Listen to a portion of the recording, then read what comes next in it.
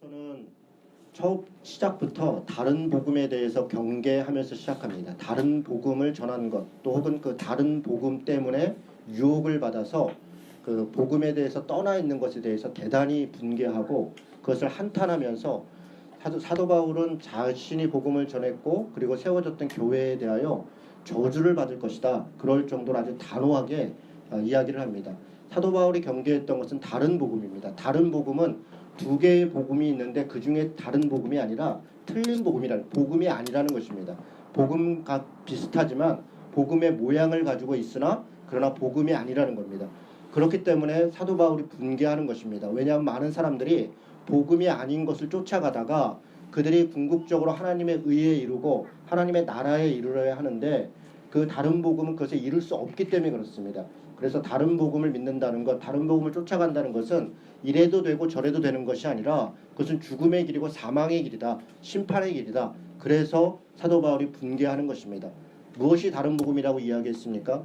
사도 바울이 분개하는 것은 물론 율법을 따라서 율법을 지켜야 되는 율법주의 또는 공로주의 그런 것을 경계합니다. 그러나 갈라디아서가 이야기하는 것은 단지 율법을 따랐다, 율법을 행했다 그것을 경계하는 것이 아니라 외식을 경계하는 것입니다. 외식주의, 율법을 내세웠지만 율법을 앞세웠고 하나님을 따른다고 했지만 실상은 하나님을 따르고 있지 않은 것, 바로 그 외식하고 가식하는 것에 대하여 사실 말하고 있는 것입니다. 오늘 우리가 읽은 6장 12절 13절에 보면 무릇 육체의 모양을 내려하는 자들이 억지로 너희에게 할례를 받게 함은 그들이 그리스도의 십자가로 말미암아 박해를 면하려 할 뿐만 아니라 이게 무슨 얘기냐면 할례를 받고 율법을 따르는 척하면 십자가의 고난, 그리스도를 따르는 고난은 피할 수 있다는 겁니다. 그것을 피할 뿐 아니라 할례를 받은 그들이라도 스스로 율법을 지키지 아니하고 너희에게 할례를 받게 하려 하는 것은 이렇게 하는 진짜 목적은 그들이 너희의 육체로 자랑하려 함이라. 이 무슨 얘기입니까? 누군가가 자기를 따르고 자기가 헌금을 하고 자기를 그것 때문에 존경하고 그것 때문에 권력이 생기고 명예가 생기고 그것으로 신자들을 이용하고 자신들이 전하는 할례는 그 사람을 위한 것이 아니라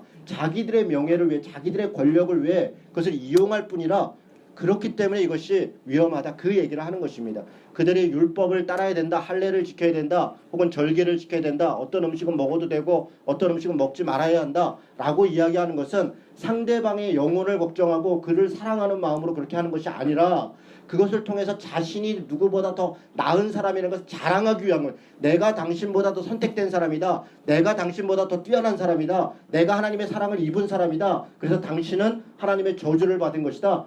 그래서 당신은 내 말을 들어야 한다. 그렇게 이용하기 위하여 하나님의 복음을 이용하고 있는 바로 그 가식, 그 외식, 바로 그것을 질타하고 있는 것입니다. 오늘 갈라디아서는 꾸준히 우리에게 무엇을 얘기하나 다른 복음을 벗어나서 자유의 복음으로 돌아와야 된다. 하나님이 우리에게 주신 것은 무엇에 얽매이고 무엇을 따르는 것이 아니라 그야말로 자유이다. 그 자유는 나만의 자유가 아니라 모두의 자유입니다. 할례인이나 할례를 받은 자나 무할례자나 유대인이나 혹은 헬라인이나 심지어는 여자나 남자나 아니면 자유자나 아니면 종이나 모든 사람이 그리스도 안에서 다 자유인이다. 그들이 다 하나이다 라고 하는 것을 선언하는 것, 그것이 성경이 가지고 있는 복음의 핵심이고 그 능력입니다. 그런데 율법을 내세우고 외식을 내세우는 자들은 차별하느라 정신이 없는 겁니다. 내가 너와 뭐가 다르다. 너는 뭐가 잘못됐다. 너는 무엇이 부족하다. 그것으로 차별하고 배척하고 그것으로 누군가를 멸시하고 그렇게 하는 것이 복음의 능력이 아니다 라고 이야기하는 것이 갈라디아서의 이야기들입니다. 지난주까지 우리는 여러 가지 장면을 봤습니다. 특별히 자유를 따라 특히 복음을 따르는 자들이 어떻게 과연 그것을 따를 수 있겠는가. 우리는 죄인이고 여전히 우리가 하나님 앞에 무언가를 행하려고 할 때 우리가 직면하는 것을 할 수 없다는 것을 직면하는 것입니다. 내가 그래 선을 행해야 된다. 그래 복음을 따라야 된다. 그래서 예수를 따라서 무엇을 행해야 된다. 물론 그렇습니다. 그런데 그것을 행하려고 할 때마다 우리 스스로 느끼는 것은 내가 그렇게 할 수 없는 존재라는 겁니다. 내가 죄인이라는 겁니다. 내가 그것을 할 수 있는 능력도 없다는 것입니다. 자기가 얼마나 철저히 타락한 죄인인가, 내가 얼마나 무능력한 자인가를 깨닫는 것, 저는 복음의 능력은 바로 거기서부터 시작된다. 내가 할 수 있다. 내가 무언가를 해낼 수 있다. 내가 무언가를 해냈다. 라고 하는 인식이 사실은 복음을 배반하게 됩니다. 그래서 우리가 하나님 앞에 죄인이고 할 수 없다는 존재를 깨달은 자들이 과연 그렇다면 하나님을 어떻게 따를 수 있겠는가? 그것이 성령의 은혜이다. 성령을 따라 행하라. 율법을 따라 무엇을 해라. 무엇을 하지 마라. 그것이 우리를 할 수 있고 할 수 없게 하는 것이 아니라 우리는 오직 성령께 순종하고 성령의 은혜를 구하고 그래서 성령을 따라 한 걸음씩 한 걸음씩 그 길을 나아가는 것, 그것이 우리가 그리스도를 따라가는 자유를 주신 목적이요 자유의 신앙인의 자세이다. 이렇게 이야기하는 것입니다. 율법을 따라가는 자들은 결국은 그들이 무언가를 이루는 것 같으나 육체의 소욕을 따라간다. 분쟁과 다툼과 더러운 것과 온갖 시끄러운 것, 자기의 명예와 권력을 쫓아가는 것 때문에 누군가를 죽이고 누군가를 차별하고 하는 것 속에 우리는 죄악 가운데 있는 것이라는 겁니다. 그러나 성령을 따르는 것은 명확하다. 성령의 열매는 사랑과 희락과 화평과 자비와 양성과 충성과 온유와 절제. 사실 이 모든 것은 나 스스로의 인격 도야를 이야기하는 게 아닙니다. 내가 자아가 실현되어지고 내 인격이 도야돼서 내가 뭔가를 해탈하고 내가 무언가 자기 무아의 지경에 올라가서 그런 이야기를 하는 것이 아닙니다. 무슨 돌을 닦는 얘기를 하는 것이 아닙니다. 이 성령의 열매는 모든 9가지 열매가 다 관계적인 겁니다. 사랑도 나 혼자 하는 것이 아니라 누군가와 함께 하는 것입니다. 희락도 나 혼자 기뻐하는 것이 아니라 누군가 때문에 기뻐하는 것입니다. 인내도 마찬가지고 절제도 마찬가지고 충성도 마찬가지이고 모든 것이 다 상대 때문에 상대를 위하여 그렇게 더불어 함께하기 위하여 우리는 사랑하고 희락하고 화평하고 인내하고 절제하고 이런 성령의 열매를 맺어간다. 그래서 성령의 은혜가 필요하다는 것입니다. 나 스스로 면벽수도하고 무슨 돌을 닦고 하는 것에 그래서 외부의 도움이 필요한 것이 아니라 내가 도저히 할 수 없는 것, 사실 누구를 사랑한다는 것, 무엇 때문에 참는다는 것, 무엇 때문에 손해본다는 것, 무엇 때문에 신실하고 충성되게 용기를 낸다는 것, 그것은 사실 우리 안에 있는 욕망과 배반되는 것입니다. 우리의 욕망은 우리의 욕심과 탐심을 따르는 것입니다. 그래서 누구를 사랑할 수 없고 뭔가를 참을 수 없고 무엇을 용서할 수 없습니다.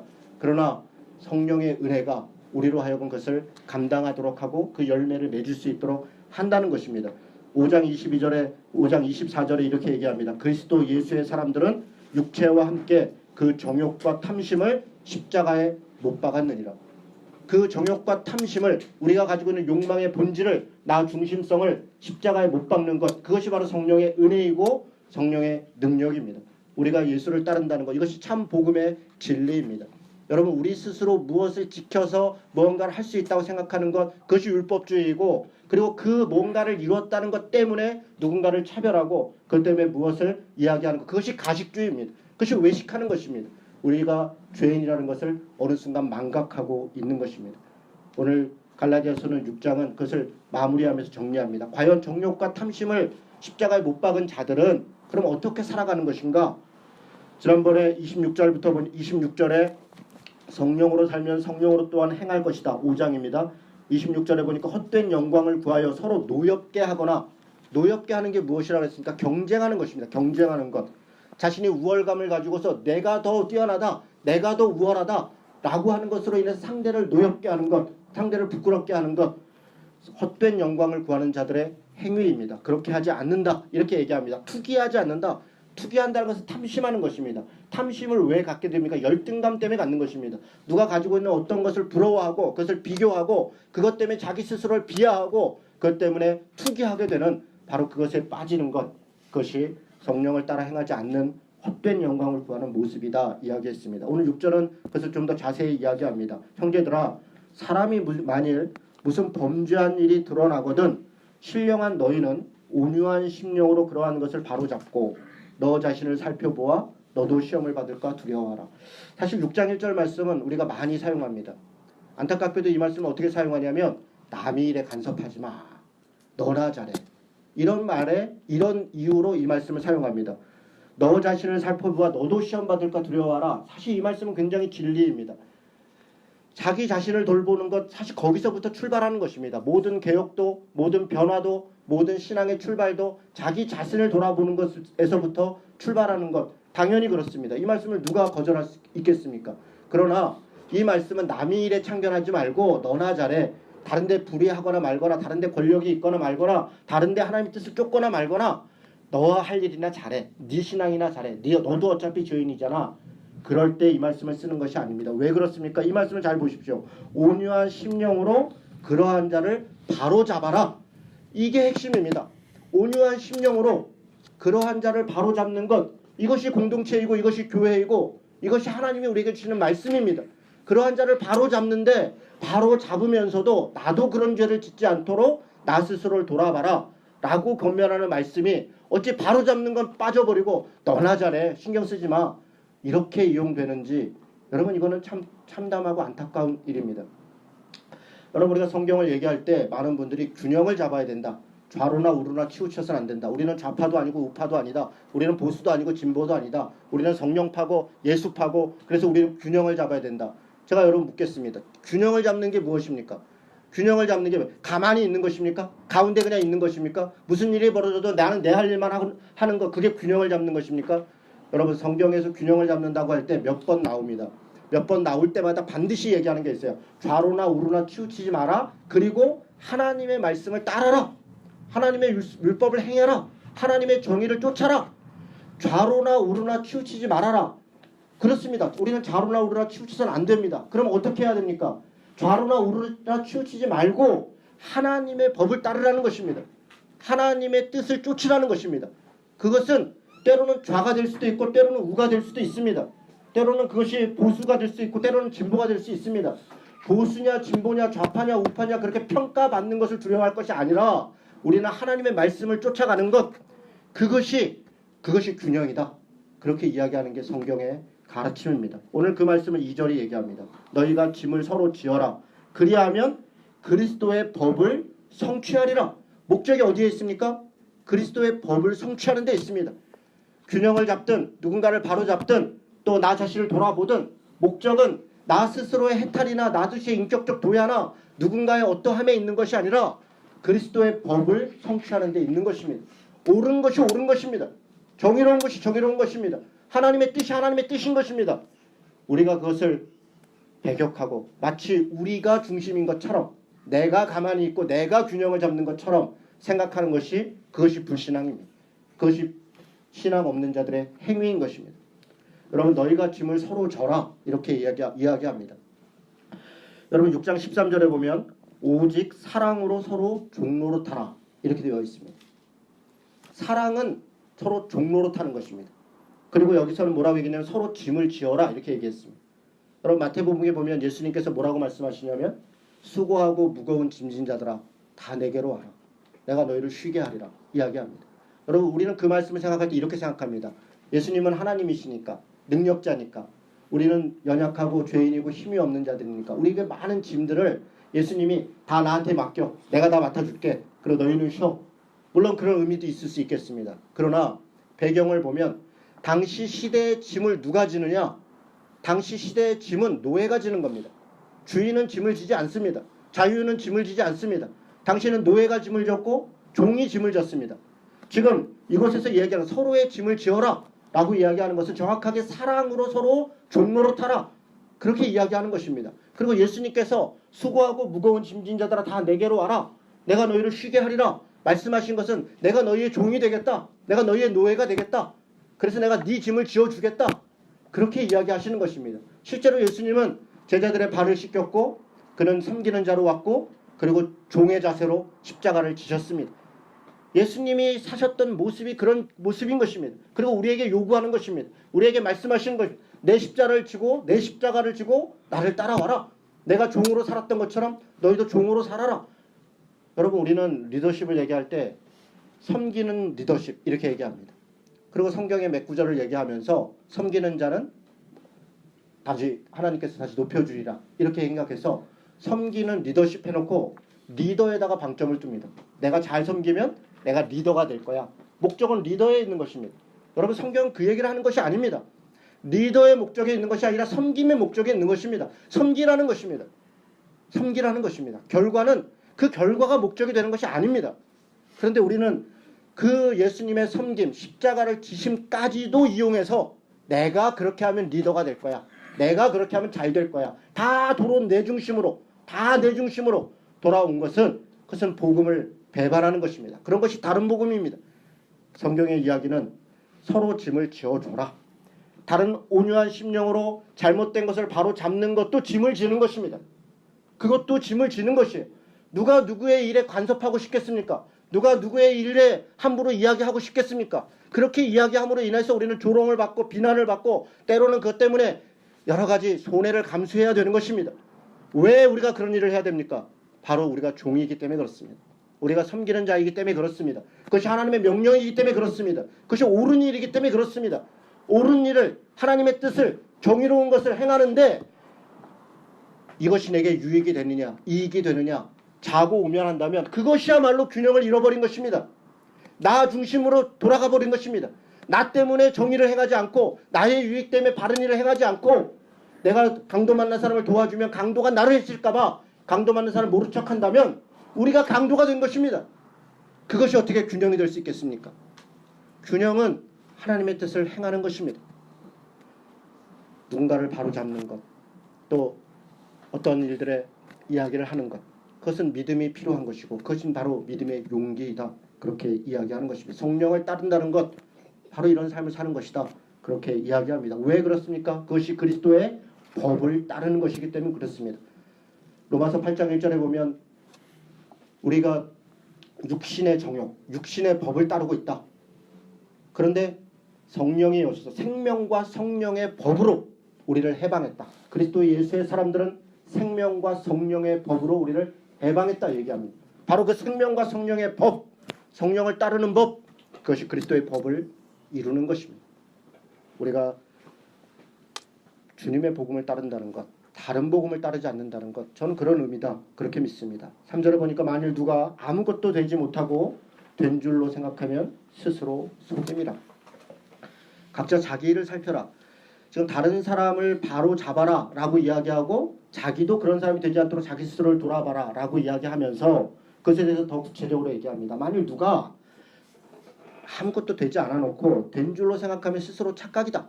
내 힘으로 내가 뭔가를 할 수 있다고 생각하면 스스로 착각이다.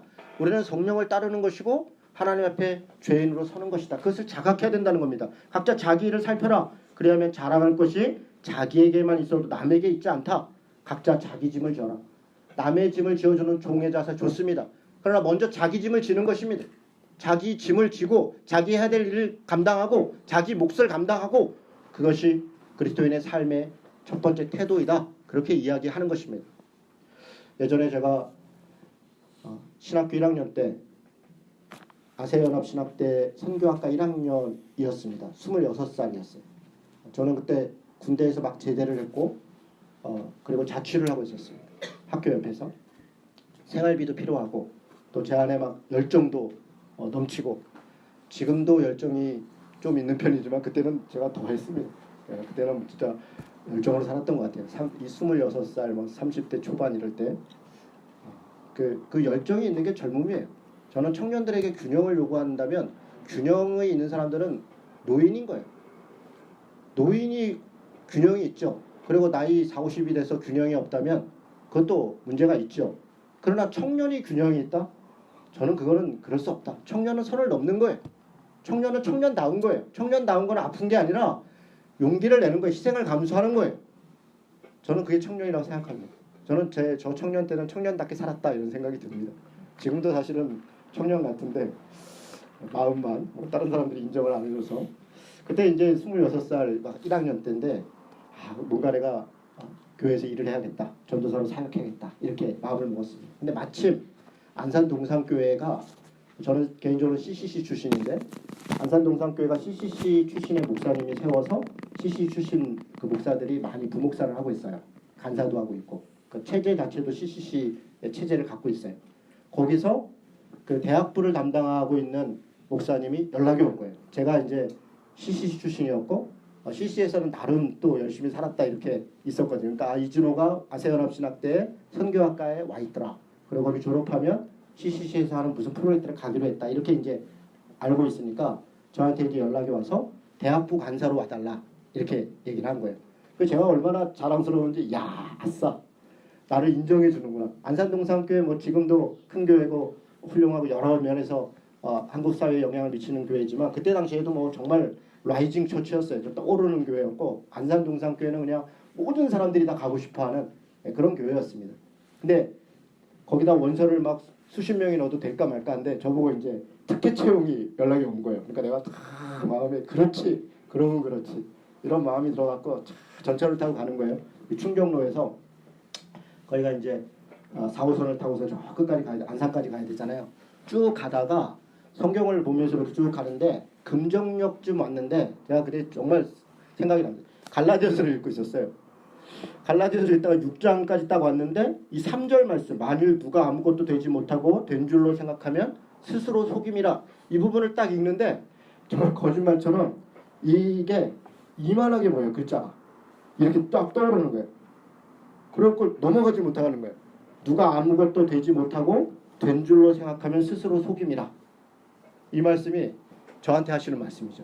내가 뭔가 된 줄 알고, 아 그렇지, 나를 알아주고 나를 이제 드디어 불러주고, 그래 내가 이제 다 죽었어, 내가 안산 가면 정말 이제 복음의 화신이다 이러면서 막 내가 가면 뭐 대단한 일을 할 거라는 생각으로, 할 수 있다는 자신감으로 간 거죠. 주변에 막 자랑하고, 나 안산동산교에서 오래 막 다 부러워하고 그런 거예요. 가는데 이 말씀이 딱 떠오르는 거예요. 제가 금정역에서 얼른 내렸습니다. 이게 무슨 일일까? 그리고 거기 앉아서 이 말씀을 보고 기도하고 생각하는데, 아 착각했구나. 뭔가 된 줄로 착각했구나. 내가 이럴 때도 아니고 그래서도 안 되는데, 그러니까 하나님이 저한테 경고하시는 거죠. 제가 그 자리에서 뭐 당장 뭐 즉시도 아니에요. 사실 뭐 머뭇거리죠. 이게 얼마나 좋은 기회인데. 저 그때 자취하고 있었거든요. 달세도 내야 되고 돈도 없고 곧 결혼도 해야 되고. 사실 안산동산교회 뭐 간사입니다 이러면 결혼식 전이니 그 교제하는 자매도 있으니까 제 아내예요. 어디다 얘기하기도 좋잖아요. 제가 안산동산교회 사역자입니다 이러면은 아무래도 말하기도 좋고. 제가 결혼할 때 우리 장모님한테 가서 이렇게 결혼하기 전에 그때 뭐 할 거예요? 그래서 간사할 겁니다. 그랬더니 아니 전도사 목사면 목사고 선교사면 선교사지 간사는 뭐예요? 이래갖고 내가 저 CC 간사하려고 그랬었거든요. 그래서 선교사로 나가려고 했거든요. 그러니까 그럴 때 그런 큰 교회에서도 저를 인정해서 이렇게 했습니다. 그러면 얼마나 말하기도 좋아요. 그러니까 이게 주저가 되더라고요, 솔직히. 그래서 한 10여 분, 20분 이렇게 배회하다가 그래도 어떻게 합니까? 하나님이 말씀을 주시는 거예요. 그래서 전화를 했어요. 그 대학 부목사님께 제가 못 가게 됐습니다. 또 왜? 그래서 그냥 뭐 사정이 생겼네요. 제가 너무 가고 싶은데 죄송합니다. 그리고 전화를 끊고 다시 돌아왔어요. 돌아와서 이제 학교를 딱 갔는데 한 선배가 지나가다가 이 전도사 사역지 구한다며 그래서 예. 그러니까 이 사람 모르는 거예요. 제가 거기 간다는 얘기를 못 들은 거예요. 저기 화곡동에 교회가 있는데 너무 작은 교회인데 애들이 몇 명 있는데 목자가 없네. 누구 보낼 사람이 없는데 이러고 지나가는 거예요. 형, 선배 어디라고요? 그러니까 화곡동이라는 거예요. 제가 갈게요. 그래서 갔어요 거기를. 월급 없어요. 갔더니 진짜 지하에 화곡동의 그 언덕배기에 교회에 제가 거기 전도사로 간 거죠. 고생 직사게 했습니다. 뭐 그런 얘기 뭐 어쨌든 제가 이 말씀을 보니까 그때 생각이 나더라고요. 그러니까 우리가 정말 무엇을 향해 살아야 될 것인가, 정말 감사한 것은 그때그때 하나님께서 우리에게 말씀을 주시고 우리에게 브레이크를 주시고 우리를 인도해 주신다면 얼마나 감사하겠어요. 그런데 또 많은 경우는 그렇지 않아요. 하나님은 우리 스스로 결단하기를 바라시고 이미 하나님의 말씀 속에서 우리에게 길을 정해 주셨기 때문에 우리가 삶을 그렇게 살기를 바라시는 경우가 너무 많다는 걸 또 깨닫습니다. 만일 누가 아무것도 되지 못하고 된 줄로 생각하면 스스로 속이는 것입니다. 각자 자기를 살필 뿐 아니라 각자 자기에게 주어진 짐을 지는 것입니다. 자기 짐을 질 뿐 아니라 종의 자세가 되어서 내 위치가 무엇인지 상관없이 다른 사람의 짐을 지려고 하는 것, 그것이 복음을 따라 사는 삶, 사랑으로 서로 종로로 타는 삶이다. 그렇게 성경이 우리에게 가르쳐주고 있는 것입니다. 7절에도 스스로 속이지 말라고 얘기합니다. 사람이 무엇으로 심든지 그대로 거두리라. 여러분, 우리 예수를 믿는 사람들이 착각하는 것이 스스로 무엇으로 심든지 그대로 거둔다는 것을 세속적인 것이라고 치부해버리는 거예요. 저는 그 착각이라고 생각합니다. 성경 말씀이 분명히 그렇게 얘기해요. 사람이 무엇으로 심든지, 무엇으로 심든지, 즉 무엇을 심으라는 겁니까? 육체로 심으면 육체의 것을 얻을 것이고 성령을 따라 심으면 성령을 따라 얻을 것이라는 것입니다. 사실 이 말씀은 이 땅에서 내가 열심히 공부하면 뭐가 잘 될 거야, 그런 얘기를 하는 것이 아닙니다. 이 땅을 도대체 무엇을 하고 무엇이 되고 거기에 사실 성경은 관심이 없습니다. 우리 아들이 어느 대학에 합격하고 그건 부모에게만 관심 있는 거지 하나님한테 사실 별로 관심이 없어요. 하나님에게 관심 있는 것은 그가 어떻게 사느냐에 관심이 있는 것입니다. 무엇을 심고 무엇을 따라 사느냐, 어떤 태도로 사느냐, 사실 하나님은 그것에 관심이 있지 무엇을 이루었냐, 무엇이 됐냐 사실 별로 거기 관심이 없습니다. 그것은 우리에게서 도구일 뿐이에요. 무엇을 심을 것인가? 자기의 육체를 위하여 심는 자는 육체로부터 썩어질 것을 거두고 성령을 위하여 심는 자는 성령으로부터 영생을 거두리라. 뭐에 관심 있는 겁니까? 하나님은 우리의 영혼에 관심 있는 것이에요. 육체를 따라 심는 것, 다른 복음을 따르는 것, 외식하는 것, 그것은 예수를 믿는다고 해도 복음을 따른다고 해도 부패하고 썩을 것이다. 뭐 리얼하게 얘기하면 지옥에 갈 것이다. 하나님의 나라에 이룰 수 없다. 아니 이게 무슨 얘기예요? 우리가 분명히 예수를 믿는데 믿음으로 구원받는다고 했고 행함으로 구원받지 않는다고 했는데 여기서 분명히 믿는 자들에게 하는 말이에요. 믿는데 무엇을 쫓아갈 것인가? 그것이 우리의 영혼을 결정한다는 것입니다. 여러분 저는 이 말씀을 액면 그대로 믿어야 된다고 생각합니다. 이것은 야고보서의 말씀이 아니에요. 이것은 갈라디아서의 말씀입니다. 우리는 갈라디아서를 얘기할 때 오직 믿음으로 구원받는다. 오직 믿음으로 행함으로 구원받지 않는다. 그것이 갈라디아서의 가르침이라고 생각합니다. 물론 그렇습니다. 그러나 갈라디아서가 이야기하고 있는 믿음은 믿음의 행함을 배척하고 있는 것이 아닙니다. 율법적 외식에 대해서 이야기하고 있고 믿음으로 사는 자는 믿음으로 따라 믿음의 행위를 감당한다라고 이야기하는 것입니다. 그리고 그 결과를 가지고 우리는 하나님 앞에 산다고 이야기하는 것입니다. 요한계시록은 이야기합니다. 이기는 자는 곧 믿는 자입니다. 믿는 자는 곧 행하는 자입니다. 이기는 자는 이러저러저러 할 것이다. 여러분 이런 말씀을 우리가 과소평가해서 그냥 뭐 무엇으로 심든지 말든지 이런 거는 그냥 우리한테 그냥 잘 살라고 하는 말이야. 이건 덕담 같은 거야. 그렇게 듣는다면 다른 복음의 유혹에 빠질 수 있습니다. 여러분 우리는 성령의 은혜와 그의 능력을 따라 하나님의 말씀을 이루며 행하며 그 나라를 전하며 살 수 있는 그렇게 부름받은 하나님의 자녀들입니다. 이 놀라운 권세를 스스로 포기할 필요가 전혀 없습니다. 전혀 없습니다. 하나님께서 우리를 통하여 이루시는 것을 우리가 늘 경험하며 감사하며 우리는 그렇게 사는 존재들입니다. 우리가 선을 행하되 때로 낙심합니다. 때로 실패합니다. 사실 모든 사람이 성공하지 않습니다. 사실 대개의 사람들은 실패합니다. 인간적 눈으로 볼 때 예수님의 12제자 중에 성공한 사람이 누가 있습니까? 단 한 명도 없어요. 단 한 명도. 누구는 거꾸로 십자가에 못 박았고 누구는 목을 베어 죽었고 다 순교했습니다. 예수님조차도 죽었습니다. 그때 많은 사람들은 다 졌다, 실패했다, 끝났다. 그래서 다 도망갔습니다. 그러나 그 후에 부활이 있다는 것을 누구도 모르는 겁니다. 예수님이 부활에 대해서 수도 없이 얘기했으나 아무도 믿지 않았습니다. 여러분 우리는 이 땅에서의 성공을 위해 사는 사람들이 아니라 죽음을 향하여 가고 부활의 영광을 바라보며 사는 사람들인 것입니다. 우리가 바라보는 것은 부활의 영광이에요. 하나님께서 부활의 영광으로 하나님의 때에 모든 것을 엎으실 것을 바라보는 것입니다. 우리가 때로는 우리의 인간적으로 볼 때는 실패하고 죽고 낙심하고 절망하는 것 같습니다. 그러나 포기하지 아니하면 때가 이루매 거두리라. 포기하지 않으면 때가 이루면 거두리라. 그러므로 우리는 기회 있는 대로 모든 이에게 착한 일을 하되 더욱 믿음의 가정들에게 할지니라. 여러분 이게 복음이 이게 믿음이에요. 착한 일을 하라. 그게 목적이고 그게 방향입니다. 내 손으로 너에게 이렇게 큰 글자로 쓴 것을 보라. 여러분 11절은요. 사도 바울의 간절함이 있는 언어예요. 무슨 얘기냐면 사도 바울은 이 서신서를 쓸 때 자기가 직접 손으로 쓴 게 아니라 옆에 이제 받아 쓰는 사람이 있어요. 이렇게 편지를. 그래서 내가 이렇게 구슬로 하면 이렇게 받아 적었어요. 그리고 끝에다가 이제 인사말만 친필로 이렇게 적었습니다. 그래서 다른 서신서에 보면 내가 친필로 너희에게 이야기하노니 이렇게 그러니까 친필로 쓴 것만 친필로 얘기를 합니다. 그런데 여기서는 그렇게 했던 이유가 몇 가지 있어요. 왜냐하면 지금처럼 지우고 쓸 수 있는 게 아니에요. 양피지하고 종이나 이런 것은 한 번 쓰면 끝나는 거예요. 그러니까 이렇게 구두로 이야기를 하고 그 문장을 다시 한번 되새기고 그 다음에 다시 적고 이런 과정을 거치는 거예요. 그렇게 해서 정확하게 적기 위해서 일종의 이제 한번 이렇게 리마인드하는 그런 과정을 거치는 거죠. 그런데 여기 뭐라고 하냐면 끝에 인사도 아닌데 사도 바울이 이걸 지금 받아 자기가 붓을 받고 냈은 거야. 내 손으로 너에게 이렇게 큰 글자로 거기서 좀 더 크게 썼나 봐요. 이거는 너무 중요하니까 내가 큰 글자로 쓴다. 그러면서 아까 읽었던 대로 그들이 다른 복음을 전하는 것은 너희들을 위한 것이 아니라 자기들의 영광을 외식을 위하고 자기의 자랑을 위함이다. 14절 같이 한번 읽겠습니다. 자 시작. 그러나 내게는 우리 주 예수 그리스도의 십자가 외에 결코 자랑할 것이 없으니 그리스도로 말미암아 세상이 나를 대하여 십자가에 못 박고 내가 또한 세상을 대하여 그러하니라. 사도 바울은 그래 너네는 육체를 자랑하냐? 할례를 자랑하냐? 뭐가 됐다는 걸 자랑하냐? 오케이. 그래 너희들은 그걸 자랑해라. 그걸로 너희의 영광을 얻고 명예를 얻고 권력을 얻느냐? 나는 우리 주 예수 그리스도의 십자가 외에는 자랑할 것이 없다. 자랑할 것이 없다. 내 삶의 목적은 내가 살아가는 방법은 오직 그리스도의 십자가이다. 내가 그리스도와 함께 십자가에 못 박혀 죽었나니 이제는 내가 산 것이 아니다.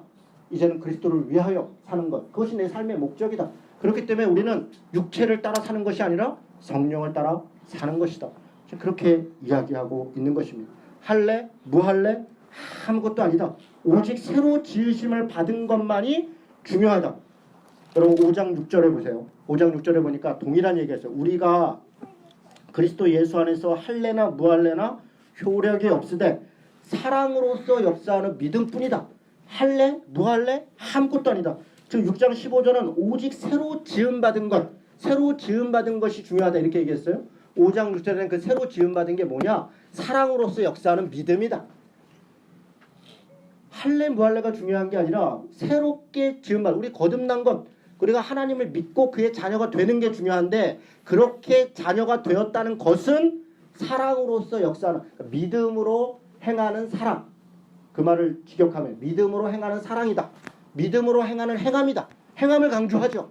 행함을 다시 이야기합니다. 율법의 행함이 아니라 믿음의 행함. 그 결과는 사랑이다. 그렇게 이야기하고 있는 것입니다. 마지막으로 17절 말씀을 같이 읽도록 하겠습니다. 읽습니다. 자, 이후로는 누구든지 나를 괴롭게 하지 말라. 내가 내 몸에 예수의 흔적을 지니고 있노라. 오늘 설교 말씀 제목 여러분 보셨어요? 주보에? 스티그마라고 그랬죠? 스티그마? 십자가 그 흔적 이렇게 얘기했습니다. 스티그마라는 단어가 흔적이라는 단어예요. 그러니까 흔적. 여기 예수의 흔적을 가졌다 할 때 흔적이 스티그마입니다. 스티그마라는 걸로 책도 쓰기도 하고 영화도 아마 나왔던 것 같아요. 스티그마라는 흔적이에요. 그리고 사도 바울은 자기의 온 삶을 통해서 내가 자신의 온 삶을 통해서 자기 몸에 예수의 흔적이 있다. 예수의 흔적이 있다. 여러분 예수의 흔적이 뭘까요? 다른 사람들도 자기의 자랑하는 흔적이 있어요. 어떤 사람은 나는 예수를 믿으니까 나는 11조를 해. 나는 예배를 잘 드려. 난 장로야. 나는 목사야. 나는 예수 믿었더니 박사가 됐어. 난 예수 믿었더니 사장이 됐어. 나는 예수 믿었더니 뭘 했어. 여러분 그게 그들의 자랑이고 그들의 흔적일 수 있어요. 그러나 그것이 이들이 했던 이렇게 교란했던 갈라디아에서 왔던 뭔가를 행해야 뭔가가 이루어진다 라고 얘기했던 사람들의 이야기예요. 그런데 사도 바울은 예수의 흔적을 얘기해. 십자가 외에 내가 자랑할 것이 없다. 십자가를 따르는 삶 그것이야말로 내 삶의 목적이다. 그거 외에는 다 사실은 쓰레기 같은 것이다. 아무것도 아니다. 여러분 이 땅에서 뭔가를 하고 사는 것을 제가 쓰레기라고 말하는 게 다 소중한 것이에요. 그것을 통해서 우리는 하나님의 일을 이루어요. 다 각자의 것에 우리는 각자의 짐을 지고 각자 해야 될 일을 감당해야 돼요. 그것은 대단히 중요한 하나님이 우리에게 주신 소명이고 때로 사명이에요. 그러나 그 자체가 목적이 아니라는 거예요. 그 자체가 목적이 아니에요. 그것을 통하여 우리는 하나님의 나라에 참여하는 것이고 하나님의 비전과 그의 역사에 참여하는 것이에요. 그렇게 살아가는 것이 십자가를 따르는 삶이고 그것이 예수의 흔적, 예수의 스티그마. 예수님이야말로 조롱을 당했고 채찍을 맞았고 십자가에 못을 박혔고 그 온갖 흔적, 예수께서 받았던 그 채찍질의 흔적, 십자가에 못 박힌의 흔적, 그리고 조롱받았던 흔적, 침뱉음을 받았던 그 침의 흔적, 온갖 흔적들, 그것이 예수의 흔적이에요. 예수의 삶은 고귀한 삶이 아니라 조롱과 비난과 십자가를 통해서 살았던 삶이에요. 우리 예수를 믿는 사람들의 삶도 사실 그와 크게 다르지 않아요. 무엇을 하는가? 물론 빈 부에 처할 줄 알고 귀천에 처할 줄 알고 누군가는 부할 수 있고 누군가는 귀할 수 있으나 그것이 우리의 목적이 아닌 것입니다. 우리는 예수를 따르는 사람들, 그 스티그마, 십자가의 흔적을 따르는 삶을 사는 존재인 것을 믿고 그 믿음으로 살아가는 성도들 되시기를 주님의 이름으로 축원합니다. 아멘.